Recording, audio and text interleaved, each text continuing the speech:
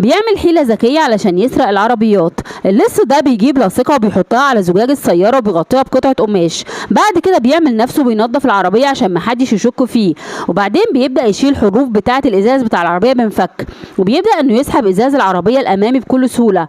بيحطه في عربيته وبيسرق كل قطع غيار العربية دي. وهو ماشي في طريقه بيشوف عربية حمراء واقفة على جنب الطريق، وما كانش في حد قاعد جوه العربية.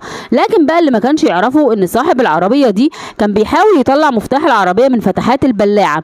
بعد كده بيبدأ اللص إنه يحط بالونة تحت العربية وبيربط ماسورة عشان يكتم صوت العربية، وبمجرد ما بيبدأ إنه يزود سرعة السيارة بتبدأ البالونة تنتفخ تحت العربية وبترفع العربية لفوق. في الوقت ده قدر صاحب العربية إنه يطلع المفتاح، لكنه اتفاجئ إن العربية بتطلع لفوق. وبيبدأ اللص إنه يفك كاوتشات العربية، ولما بياخدها عشان يحطها في عربيته بيتفاجئ إن صاحب العربية الحمراء مستنيه جواها وماسك الكلبشات، لأن هو في الأصل بيكون شرطي.